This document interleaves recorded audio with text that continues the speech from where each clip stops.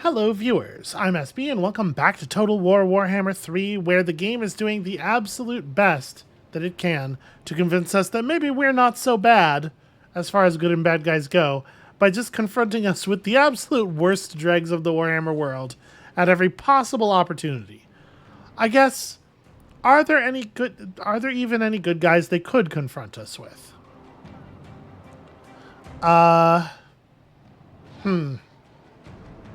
Okay, anyway. The Frozen City is about to be under attack. It does not have its garrison building up yet, so... Also, the standing garrison is in terrible shape. We're just going to have to turn Intiro around. That's all there is to it. Now is chaos. Also, I can't help but notice you have hit level 5. So welcome to being a proper Chaos Warrior. Unfortunately, a badly wounded Chaos Warrior. Destruction for all. So I could just go and jump inside of the Frozen City. My concern there is if she decides to siege the Frozen City while we're inside it, it cuts off our replenishment. It's a little bit safer to provide reinforcements by just getting nearby. And, frankly, I think it's also more useful as like a... in terms of actually showing up to the battle. It's nice to be able to press them from the outside with a full army while the troops inside are still resisting them with towers and stuff. My feeling is she's probably just going to turn around when we do this, and we'll figure it out from there. We'll chase her down or whatever. All right, I think we're going to take out Skeggy and vassalize them because they don't want to get vassalized the old-fashioned way. Is there any chance anybody is going to buy us into war against them? All of the elf nations are at war with them, but also all of the elf nations hate me. Some of them are not officially at war with us, though, and might still give us dollars to do a thing. Like Eatane, how y'all doing? Grant you the respect due to an envoy, nothing more. Okay, I mean, that's a starting spot. Here's the deal. I'll join your war if you... give me... Okay, yeah, 1,300. I'll take 1,300. Understood. Cool. Great to... nice doing business with an elf. Harbinger. Alright, who leads this attack? Prince. I don't think it super matters. The four token. Time. Just hold on. Just continue siege. We're going to add some numbers here because you're not quite close enough. Unmatched. There we go. Now we got that reinforcement line. A decisive victory, no less. And no actual losses. Yeah, so this garrison does have Marauder champions who are like almost as good as Chaos Warriors. And it has these high damage, high anti-infantry troops, which are cool, but it's still a lot of Marauder garbage. There's a single unit of Skin Wolves. There is no escape from the Dark Master. Alright, everybody took lots of damage, but the only people who'd be likely to retaliate against us just became our vassals. So, You will serve me. we got a Tormentor Sword, which prevents enemies in the area from moving away from it, which is pretty great. Do you have a weapon? I'm realizing I don't think I equipped you with anything. Yeah, so get some Armor of Fortune. Get you probably that Tormentor Sword. Yeah, we don't have a lot of weapons, unfortunately. You can have an Obsidian Amulet, which is bad, but better than an empty spot. A Potion of Foolhardiness is fine, I guess. Yeah, fine. Oh, your Paths to Glory. Win a battle with another spellcaster in your army to get Partners in Chaos, which actually is really good. You could get a bound use of Flamestorm if we just beat another spellcaster in battle. And also just weapon strength up. Yeah, wow. These are all pretty good, actually. It's a shame you can only have one on at a time.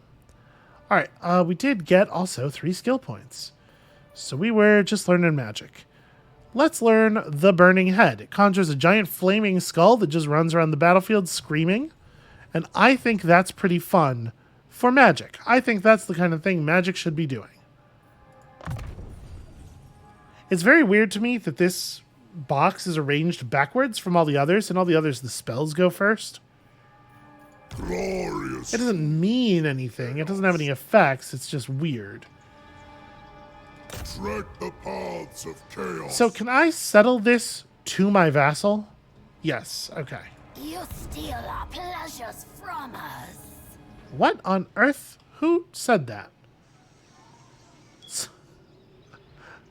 Okay, somewhere there are some like Slaneshi demons who are very angry. I could have tried to build up the strategic location myself, potentially. I don't know that it would necessarily have been available to me, though. Real hard to say.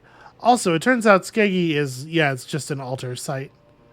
It's only special for other people. That's fine.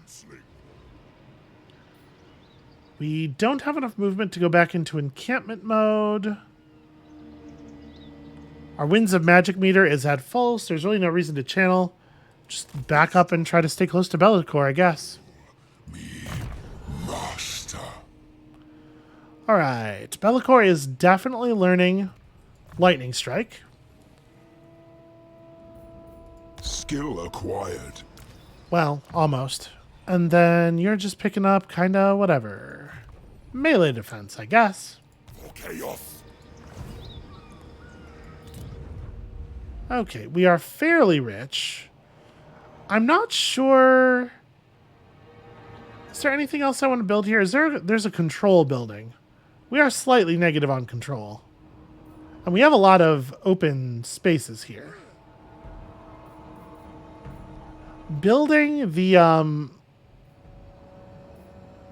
building up the other military buildings only helps so much. I guess we can build this stuff because it does give us a bonus to our to the income produced by the money-making structures here, which is considerable.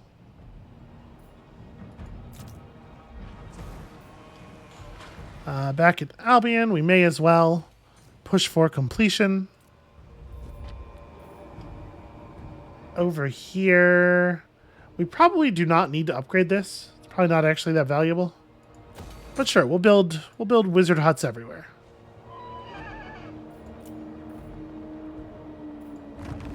Alright, we are not yet in a place where we want to drop the Dark Prince's secret on anyone, although I almost want to fire it at Crone Hellebron just to see. It's probably not necessary. I don't think we want to change up our gifts. I'm pretty happy with our gift setup. We don't have to keep Hail of Hellfire on forever, but I would like to have it gift us units at least a couple more times. We're not running any Tsinchian gifts, but I kind of just don't think they're great.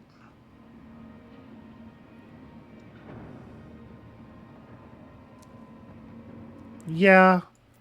I mean, it would be cool to be able to have a Lord of Change, I suppose. But that's so many souls from here.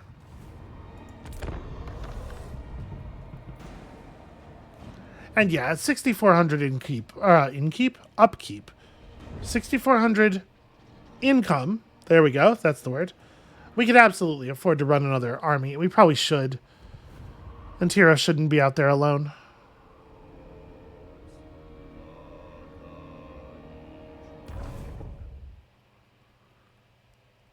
So there's a bunch of Dark Elf stuff going on up there. It is, in theory, possible for the Dark Elves to... went into ambush stance. That's interesting. If we see through her ambush, and we will have an opportunity to do so at the beginning of our turn, we will be able to crush her army very easily, I think.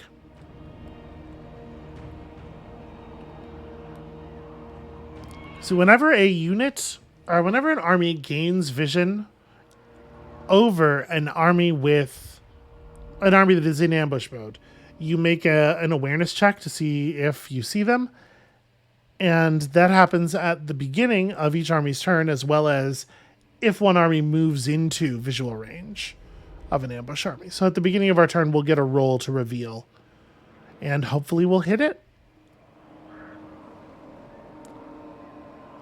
If we don't successfully reveal her, it would be a very bad idea for us to try to walk closer to her, because she'll get to hit us with the ambush and attack us while she is in vastly superior position. We still honestly might be able to take her, though.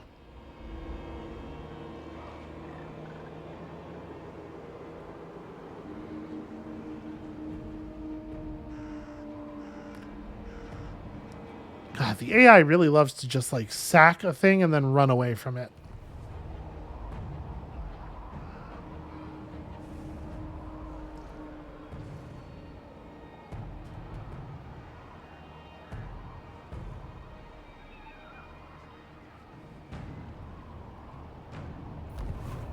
So we won't quite have the money to put together a full army next turn, but we can start assembling something. Honestly, it might even be worth it just to wait. Well, if we're thinking we want to have a whole army assembled and able to move next turn, we have to summon the lord of that army this turn, because armies spawn in with no movement.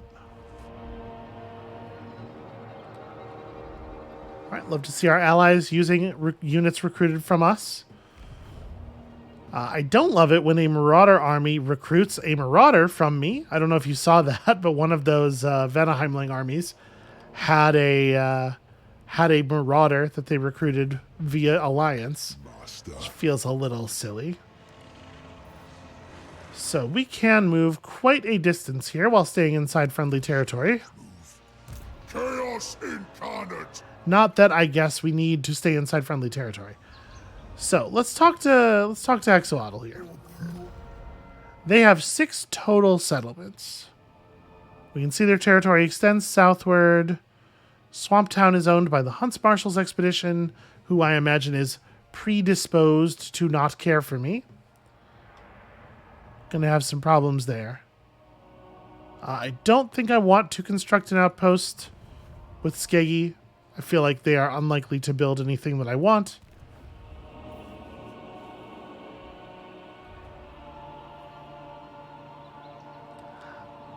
Hexoatl has, honestly, not that impressive of a defensive force.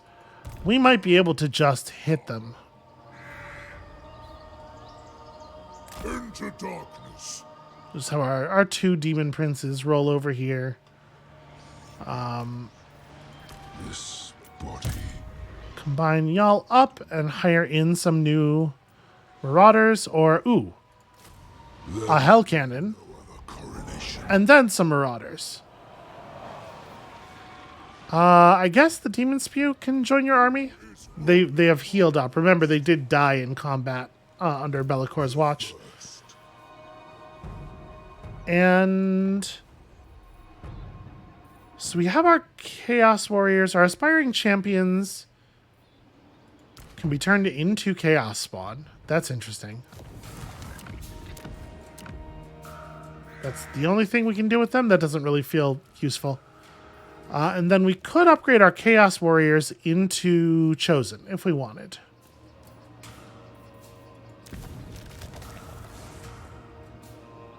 Or we could, we could just mark them.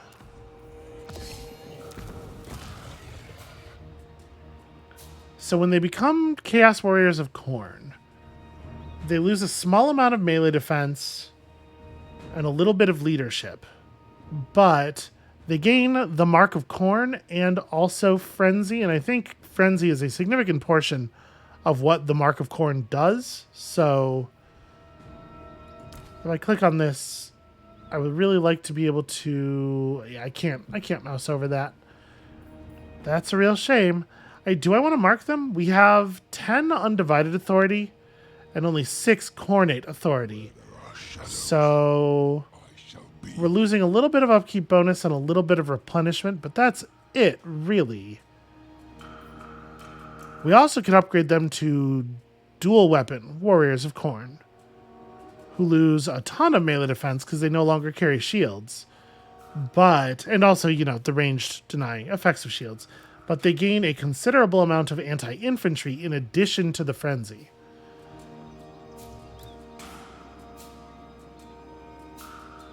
And just a big weapon strength bonus besides. Honestly, Chaos Warriors of Khorne are probably better suited in this situation to fighting the Sauruses. That's my feeling. There's something to be said for making them halberd troops as well. Because the Hexawaddle forces have a lot of armor. And they're probably going to have some dinosaurs at least. Yeah, so there's some anti-large stuff here. Or some large stuff that anti-large will be useful against. The actual garrison of Hexawaddle does not have any large units in it. No, sorry, it does. It has pterodon riders. But these things are just going to shoot at us from the air. We won't be able to stab them with a halberd anyway. Harbinger. You know what? Y'all are getting marked by corn. Malleus is mine. I named it. Okay, so the Mark of Corn increased spell resistance as well. Interesting. So in case you're not familiar with Frenzy, it is 10 melee attack, 10% weapon damage, a charge bonus boost, but you lose it if your morale starts to waver. Overall, though, it's pretty big deal. And that's on top of the fact that like our melee attack did not go down by itself. So with the Frenzy included, we're doing way more damage. Less durable, way more murderous. First demon prince. And then we have, the metal stuff to reinforce the murderousness a little bit. The 4 token. I'm going to have the second army try to be hidden. But I think we're just going to hit Hexawaddle.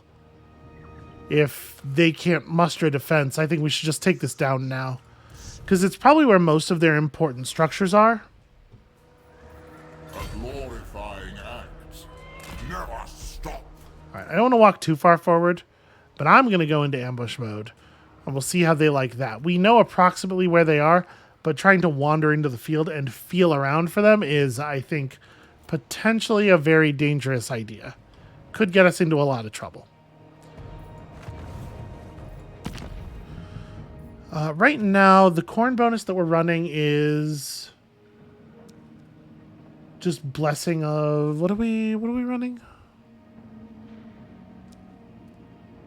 I wish these were clearer. It's Death's Bounty. Right. If we wanted to run something else, we have a fair number of units now with the mark.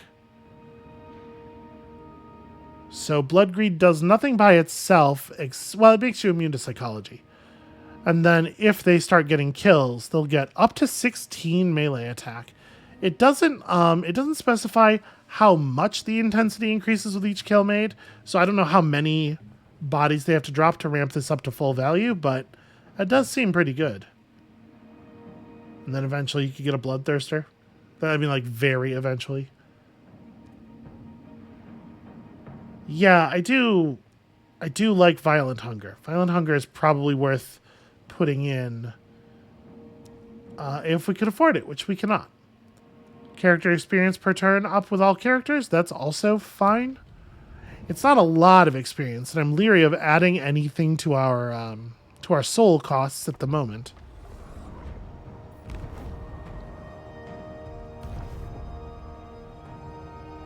Oh, right, I was going to start a... Well, listen, it's useful for us to bank a little bit of money anyway. Before we really go for it. Because it is expensive to hire a warband, it turns out. Most factions don't have to process their economy that way. They don't have to worry about like what would be the cost of hiring a whole army in one turn, because they simply don't have the ability to do that. Naggareth is attacking Aghal. Well, fine. We have bodies up in that area. We could probably do something about that. Oh, not only are they not going to reinforce Hexawaddle, they're actually fleeing. Well, I thought we were maybe going to have like an interesting battle for the Lizard Throne, but it seems like they just don't give a shit. And they wandered directly into the ambush. That's a lot of fun. So they're super fucked here. I think we'll go ahead and take this on the auto-resolve. There's no way they pose a threat to us here. Yeah, wow, I gotta tell you, I feel like that's, somehow the reinforcements took the brunt of the damage, even though they wouldn't be in the battle immediately. Whatever, I'll take it. It's fine. We can take some army replenishment we don't really need. I think we're just going to sacrifice captives. Again, hiring an army takes money. Stay in the shadows. And we might... What's up, Throt? I mean, I don't really want to. Your opinion of me is dipping quickly, though. And I do want to be friends. Minus 28 is, like, you cannot overcome that. Yeah, fine. I'll take your money to go to war with somebody. That'll help stem the diplomatic bleeding a little bit.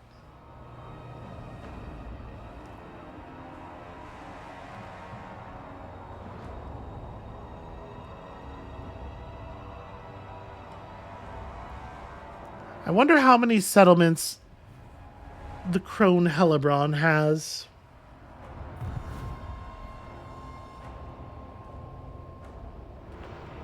I think what's likely to happen up north is rather than Intero being backed up in the same way that Bellicor is being backed up, we'll just have two armies in the area doing completely different things, supporting each other on the strategic level rather than the tactical level.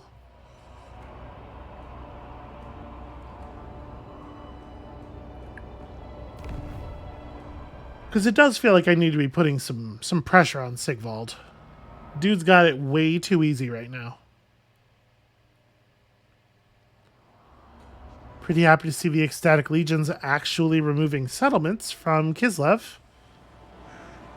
Seems like if they focus on that, we should be able to be rid of Kislev in, like, relatively short order.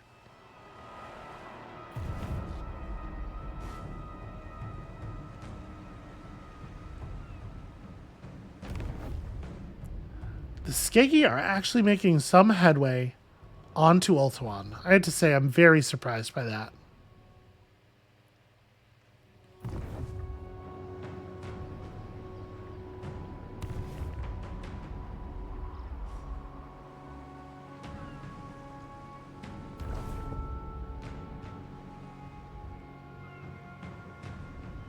The Vanaheimlings are just sailing close to Ulthuan for no reason, I guess, just to taunt the elves.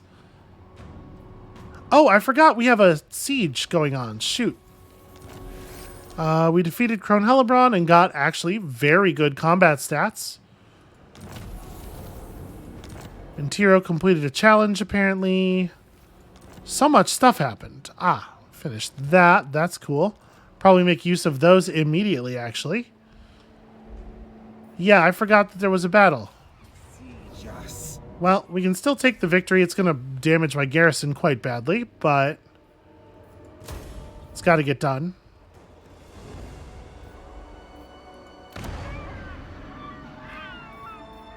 Let's take the big upgrades so that we can get a better garrison building. And we have incoming. I may actually have to respond to this. Mountain Fury.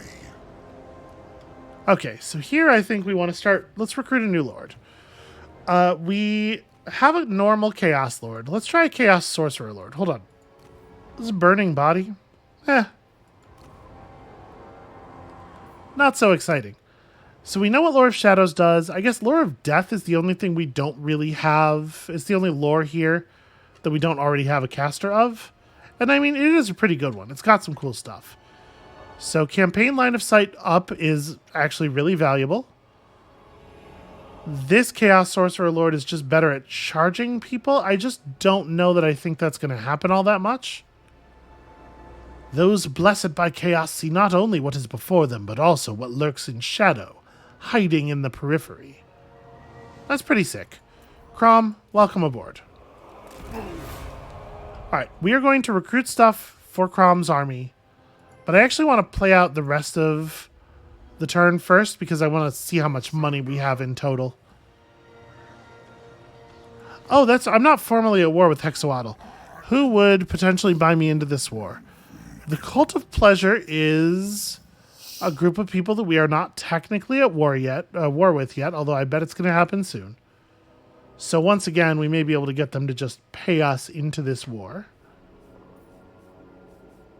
I should cut you down for wasting my time. Speak. Ah, but what if I joined your... Okay. +3? Really? Fine. I mean, this is still meaningful. How wicked. So their strength rank 18. Hexawaddle is 34. It does feel like they should have maybe cared about this a little bit more. All right. God Maker, I have risen. So get into reinforcement position, and we just demon storm their capital real fast. I shall. Obvious, easy, decisive victory. I mean, I'm gonna sack it. Do I want to sack it? I'm just gonna raise it. That's 3,300 souls. We shouldn't pass that up. Raise it. And while that would be a lot of, oh, I didn't set up your entourage, did I? Honored. Yeah, you probably we have people that we could assign to you. For example, this Magister. I mean, I guess it's fine. Yep, students can't be applied to this kind of hero. All of our banners are spoken for. Yeah, all right. Doing what we can. So we're going to finish learning Flamestorm. Piercing Bolts of Burning is fine as far as like just bombardment spells go. I'm not a huge fan of bombardment spells. If you have like a vortex of the same type, I'd rather do that usually. Killing will be all the easier. All right, but we're very close to being able to level up there. Lord of Torment. Get that, and I mean, I don't think we even need upkeep down, frankly. I think we are doing just fine on money making. New abilities. Damned with power. Okay, actually being in friendly territory provides no extra replenishment at all, which I'm a little surprised by. I knew that we were Has your time. I knew that we were still getting replenishment outside of friendly territory, but I didn't realize it was that much. I think we're gonna put the new Hell Cannon in the new army. Nation is mine. Beg for my blessing. Yeah, we'll just do this. We'll just put some more bodies in here. So I think we want to keep researching corn stuff.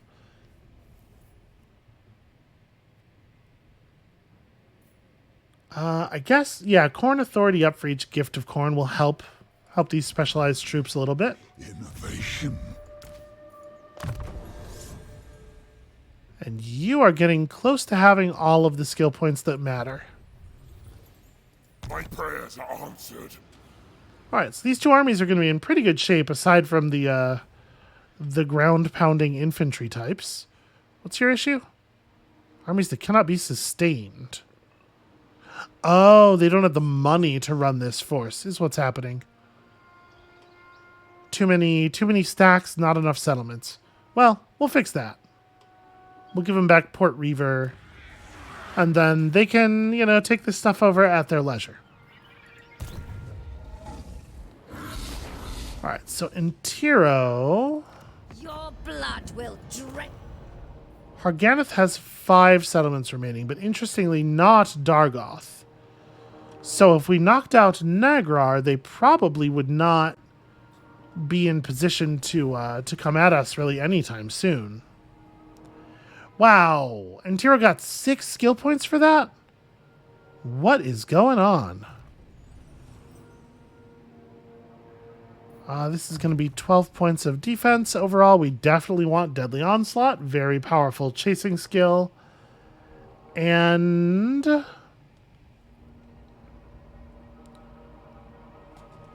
you're level 31. We could still grab some blue line stuff.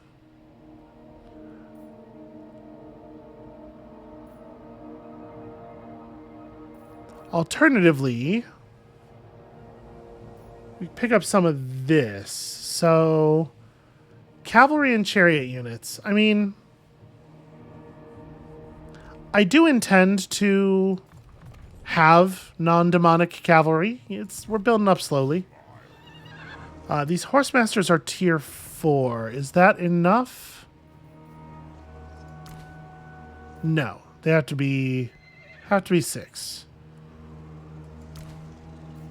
And then once they're Chaos Knights, they can be upgraded to Chaos Knights of Siege from there, and then eventually Doom Knights, which are very cool and fun.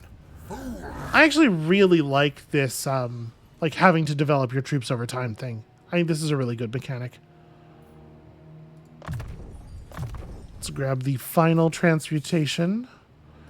And yeah, I guess let's go hit Dargoth, because we can do that this turn. We'll just hand that over to Aghal.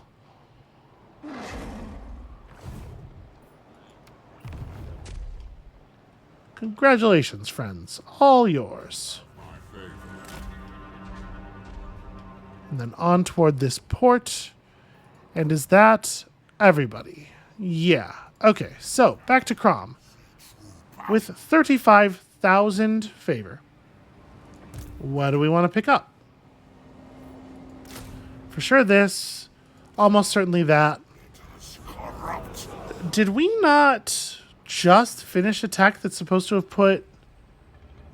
Oh, I guess it put capacity for bloodletters and fleshhounds into the pool. Are they going to just naturally generate over time, or no, they are not? It really did just raise the maximum. Well, shit. We can recruit the most basic terrible Skaven units, which obviously we do not want to do. But we can also grab some stuff here.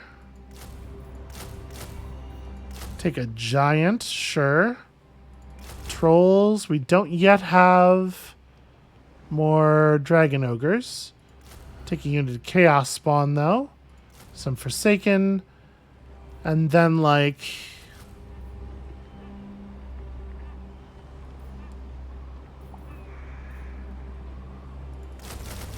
I mean, we may as well. They're basically... Yeah, a lot of these units are close to free. Shit, I'll take a Manticore as well.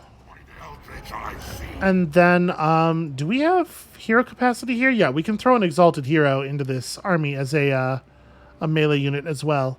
Plus 12 bonus versus infantry. That's exciting. Yeah, let's take that. Urkathal. That's a hell of a bonus. Enemies break like brittle twigs beneath the onslaught of such overwhelming strength. Bathe in battle.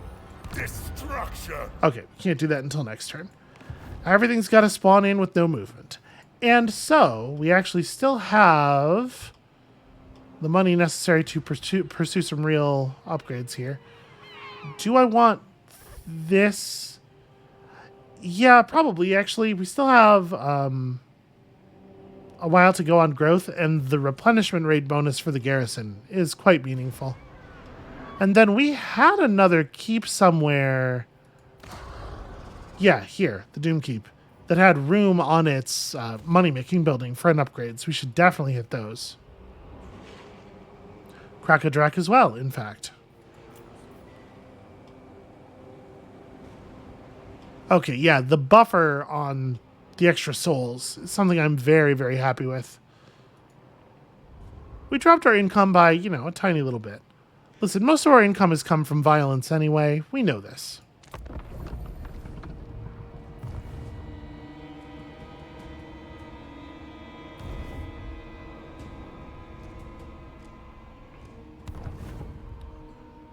So not a lot going on with the Seducers of Slaanesh. They're not really mounting too much of an offensive against the elves, and also the elves aren't really mounting too much of an offensive against them, it feels like. Oh, never mind. Here comes Tyrion. Here comes the king of all the elves. Ooh. Big victory for Lost Ericsson of the Cull.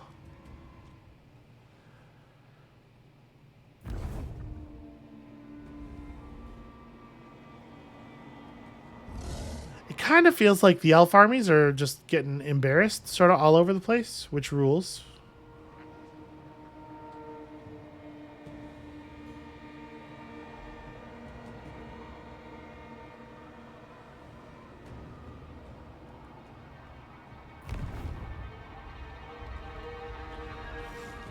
And at the moment, we did immediately fill up that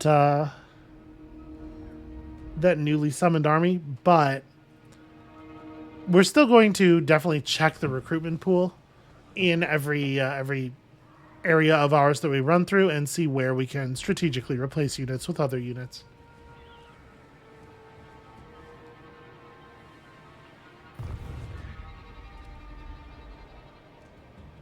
I dreamt of a time when I flew across. What's up, Aze?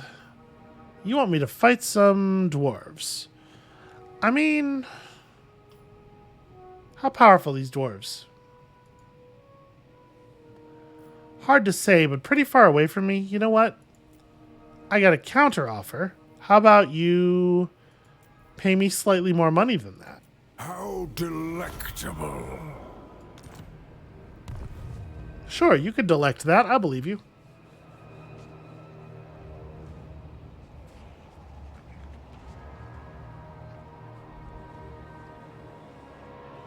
Do demons eat? I mean, they probably do eat, because there are lots of things you could eat that would be gross to a human, and demons seem to like to just sort of gross people out. But, like, do they have to eat? Probably not, right? Maybe, like, they need to consume a certain number of pounds of brimstone per day. I was about to say, because, like, if our army had to eat, I don't understand. If all of our demons had to eat across all of our forces, it just feels like there would not be enough food in general in the world to sustain that. But I guess that's a problem a lot of the armies have. Only the ogres bother to model it, but, like, where are you getting the food for your armies is a logistical problem that the game has simply chosen not to engage with. Now, see, I'm a little worried about this. I think that Skaven army is going to reach our settlement long before the garrison has had time to regenerate. So yeah, we might want to take this group and send them over there first. Let's merge the Exalted Hero in. And then... Yes, we'll just pop over and deal with that problem. And then we'll get back to work. First, damned. Okay, these two armies are going to split up for a minute. Port Reaver is extremely poorly defended. Should be no problem. Devastation. It's true, chaos does demand devastation. We've seen that on many occasions. Yeah, this is no army at all. So, like, in case you're unfamiliar with the Lizardmen forces, they have these Sauruses, which are relatively low tier for them. Very strong sort of core infantry. Not a lot of melee attack.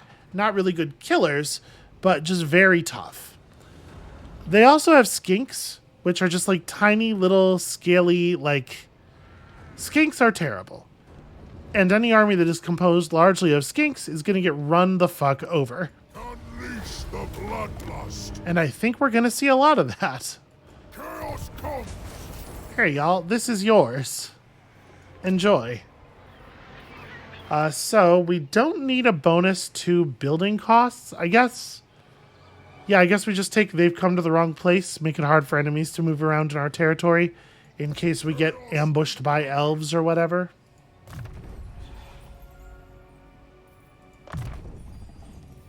Useful adornments. All right, one more skill point until we have Arcane Conduit. Archaon is weak. It should have been me. Let's head this way. A settlement over here that we can knock out. Slaughter. So it looks like it does have walls. There's also actually an enemy army in the area with some real units in it. Great big dinosaur. Ascended. I'm wondering if I overextended here. The first. Wow, you can make it all the way to Fallen Gates in a single move. And it looks like it just lost a big battle. Oh, hey, it's Marathi. Howdy. Too lazy to burn down the settlement, so I did it for you. The AI really, really does love to just sack stuff and leave it standing. It's like they don't want their enemies to lose the game. Yes, it is so.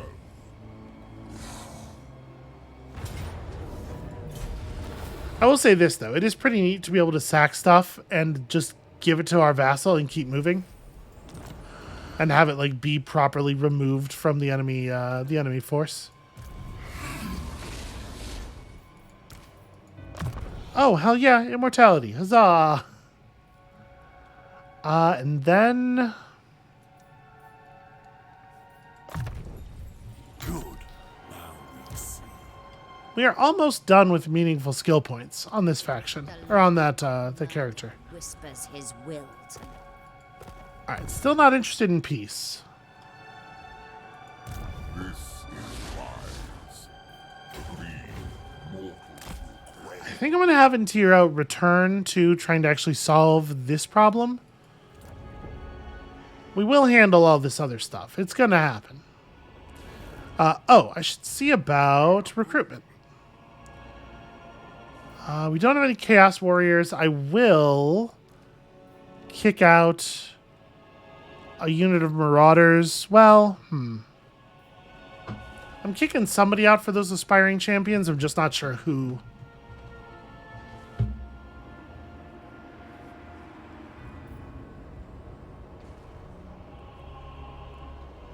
The army's kind of big and weird. I'm gonna kick out some horses. not feel power. For chaos! Alright, aspiring champions are so good. Even before you really think about like the number of buffs that they have and stuff. Oh, the Frozen City is also in commandment territory. Let's take exploit vassals.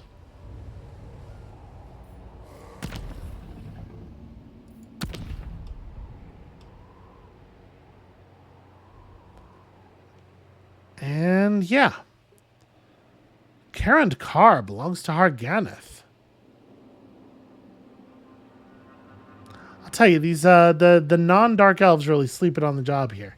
In a way that actually makes my life kind of awkward. So we can just drive by and hand these things over to our vassal. Get Ag Hall nice and big and powerful, and hopefully to the point where it can actually fight other major factions without needing me to do all the work for them.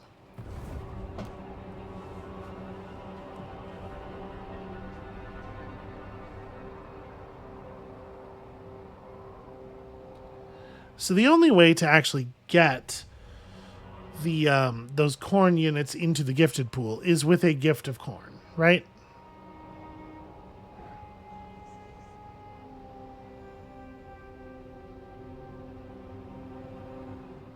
All that raising capacity does is make it so that if you do not currently have the ability to recruit those units as they show up in the pool, you can bank more of them for later. But like, how big of a problem is that? Like,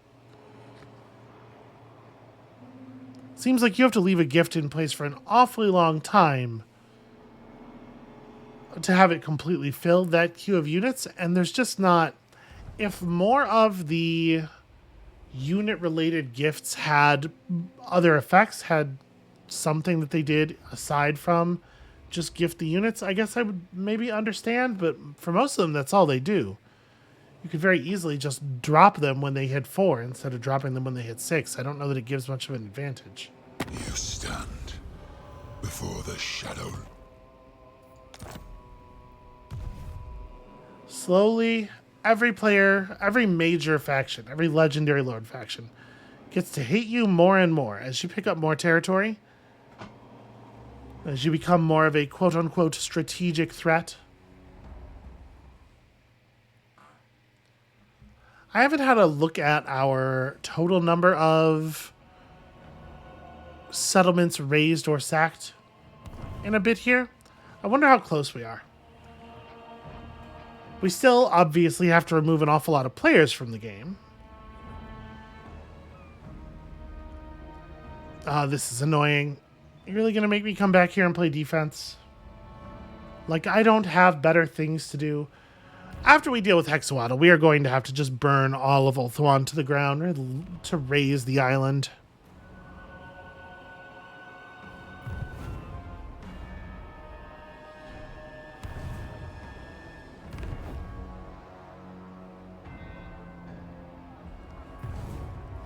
And unfortunately, Ulthuan's kind of a pain in the ass as a battleground due to the big ring of mountains.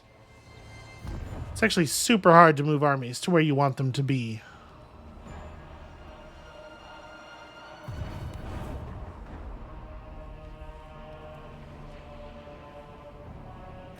I wish I could give the Vanaheimlings a little bit more military advice. It's just like, you don't have to sail out with only like 3 units in your garrison, or 3 units in your army. You could prepare more. All right, the Crag were properly wiped out, which is annoying and fixable. Yes, my ruinous powers.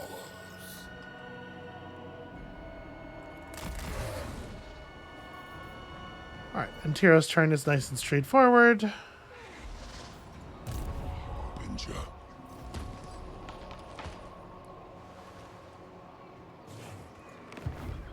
I think I'm going to have Bellicor run all the way back to deal with Gilgallion. Not stop. And what do we want to do with Kygast? This garrison plus this army together obviously pose a pretty serious threat.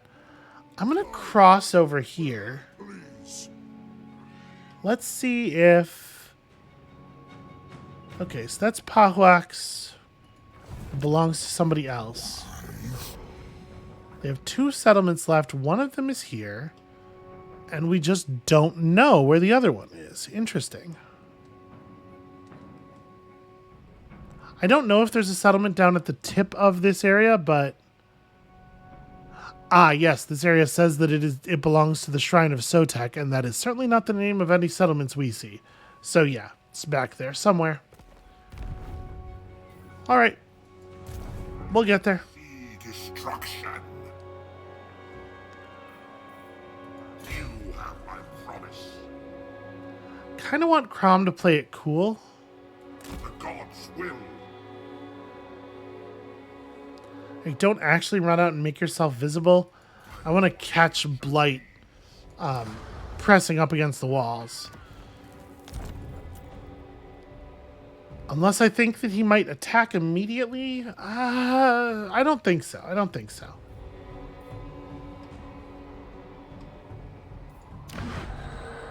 The AI is deeply cowardly.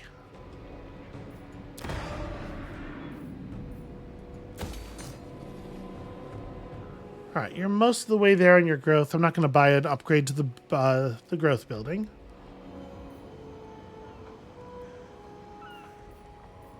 This, I suppose, makes sense. It's only 10% more money.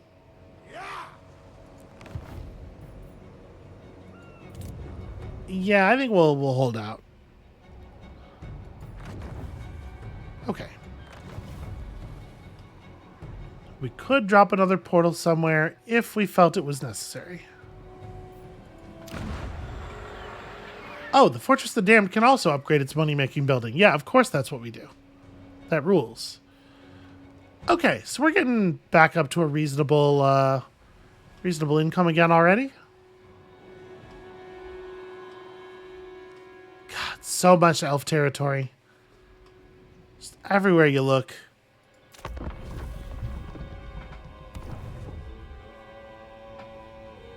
Elves can be a bit of a tricky enemy.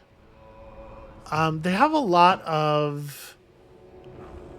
High elves in particular have a lot of non-armor piercing ranged weapons at the bottom of their tech tree, but the top of their tech tree has some actually very strong melee units. A lot of melee units who are particularly good against armor.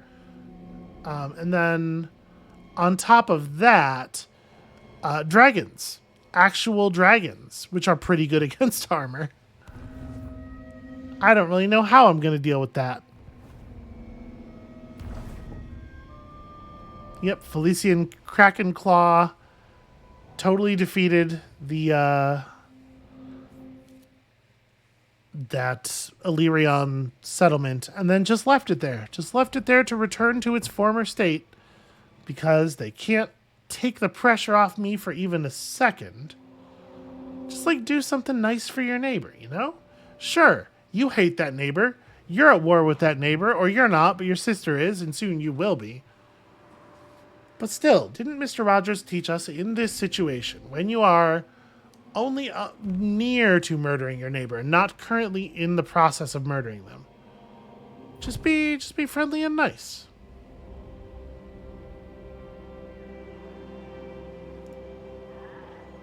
Seems like things are going pretty poorly for Carrick Cadron. It's good news, means we don't have to actually worry about any repercussions from stepping into that war.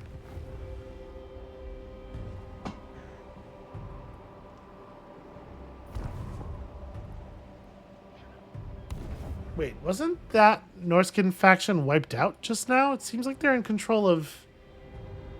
Am I getting two different Norskin factions mixed up? A lot of them have similar designs. Are you prepared? Sure. Welcome aboard, Festus of the Fecundities. Fear me, for Well, this is a war declaration.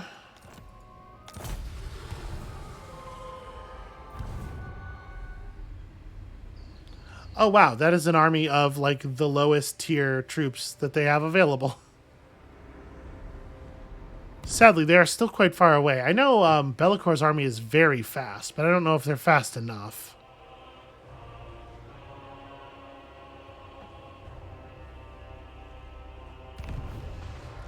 Vampires have absolutely no concerns other than kicking the shit out of my allies.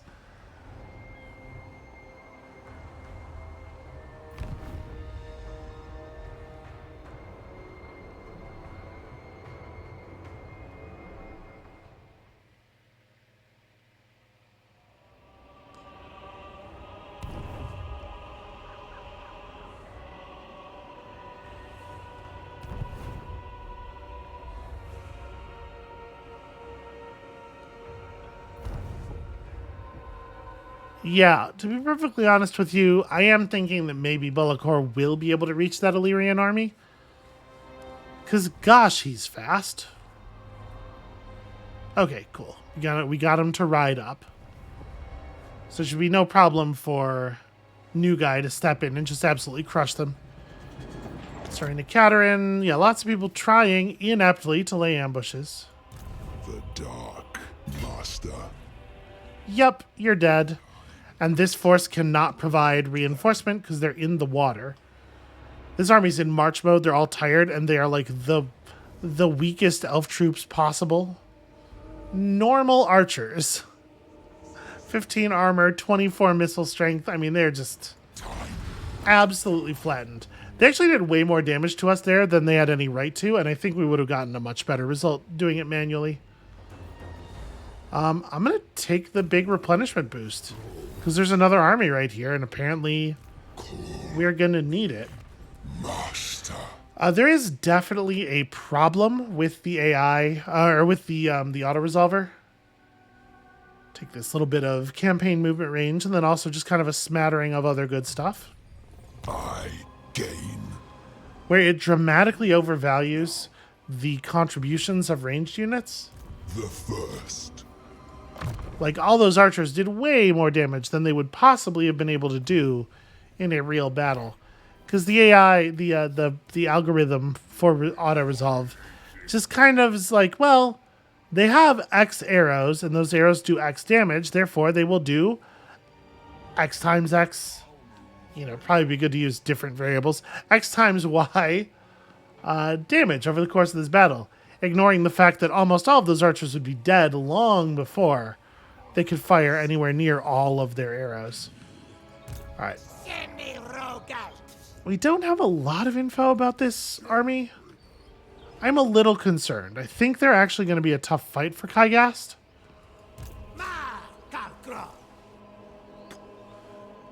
Yeah, we may not want to put any serious pressure on them. I think what I probably want to do, I'm going to try to sneak back around. We may be too close to Swamp Town to make an ambush here. Nope, we're not. To kill. But apparently the ambush odds are actually pretty good. You get that in like heavily forested regions, but even so, I'm surprised at like the effectiveness of it. All right, surprise. Interesting. Blight of Cripple Peak has a bunch of Forsaken. This results in a close victory, but that doesn't mean any of my units will die, so we'll take it. I guess I'll take the replenishment. It's not very much.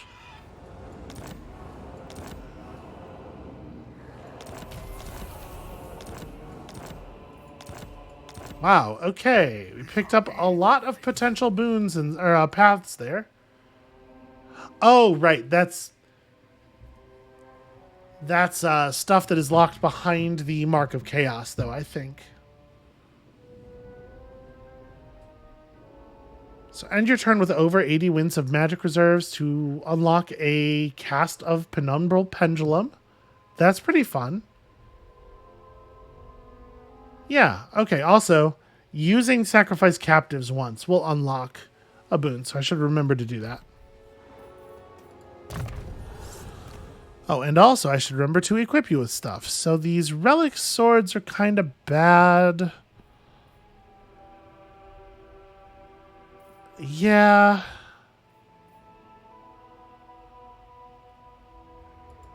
Alright, lower the magic resistance of other enemies in range. I guess just take Warrior Bane.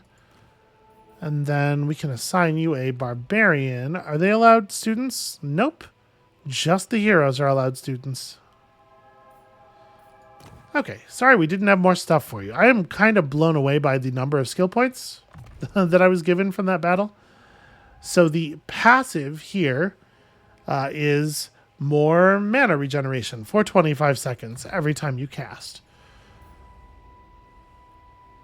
Aspect of the Dread Knight lets our units cause terror and fear, and one important thing one thing about this spell that's really important that isn't necessarily obvious is remember, being able to cause fear means you are immune to fear. Being able to cause terror means you are immune to terror.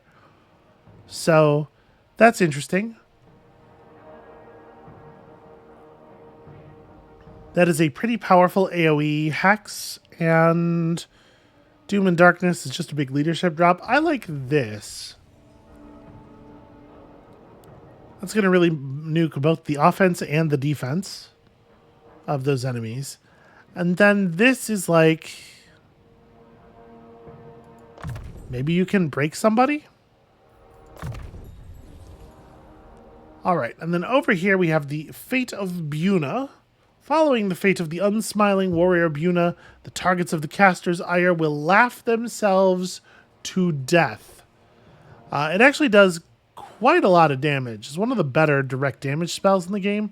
I do love the Purple Sun as well. We're going to grab Fate of Buna first. The gods smile. You know, with a lot of the positional spells, obviously, your enemies have the ability to move out of them. The Black Sun's great, but you can flee from it. Stuff like the Fate of Buna, you just click it on the enemy army, and there's no way to avoid it. It's already too late. They're just going to take all of that. I think that's very powerful.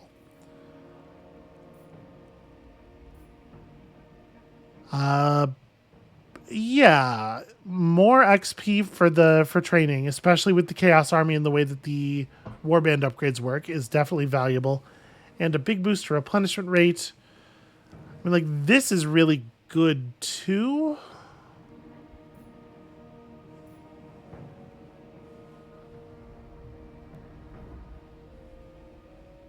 Gosh, I think they're both really good.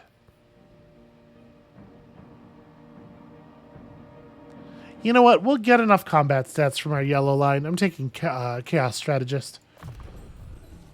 And speaking of getting combat stats. For chaos. Alright, and then probably you should just Now they will see truth. turn back around because you got places to be.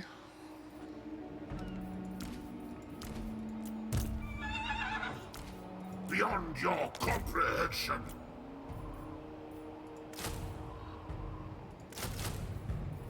It is corrupt. How many units of aspiring champions is too many? I don't know. There is, in fact, not a Path of Glory available. Gonna get you to 30 first.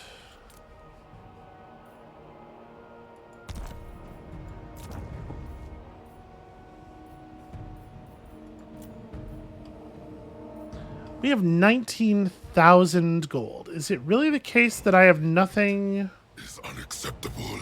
Let me just run down our list of settlements real quick. So over in Albion, you know what? I am going to take this. And then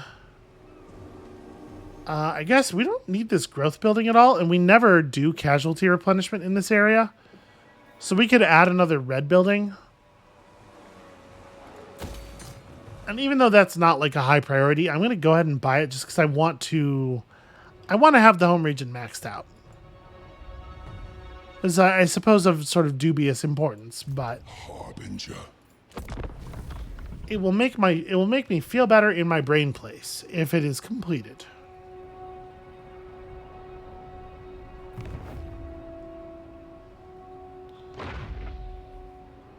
Wow, really? Man, Kislev units get such a boost from the auto-resolve. I cannot believe they won that fight. Interesting. So our army still has the 80% above its head, which means that officially our ambush was not seen through. But they just knew. They knew to turn around and go back. Alright, not surprised by that. That was definitely coming. I gotta make sure the Frozen City has an up-to-date garrison building.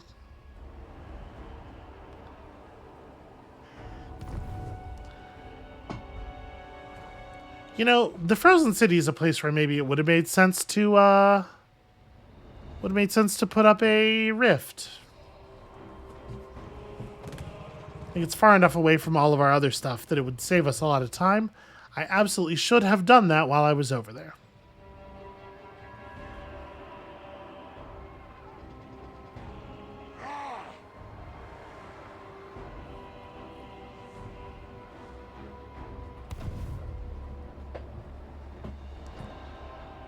Apologies if the clunking of this chair is coming through on the mic. I gotta tighten some stuff on this chair, I think. Every time I shift, it's making all these noises. God, the vampires have so much, so much military power there. So many bodies built up, and they're just doing nothing with it. It's very strange. Run away. Are they going to be able to? Yes, they are, in fact, going to be able to get away for the turn. I cannot believe that Tsarina Katerin beat all of those assembled demons. We're going to end up having to put her down ourselves, even though she is up against vastly superior forces all over the place. Yeah, I think that's right. I think you should sail home. Bellicor, unfortunately, does not have time to mess with them or chase them down. Bellicor's got to get down here and help us with the remaining forces of Hexawatl.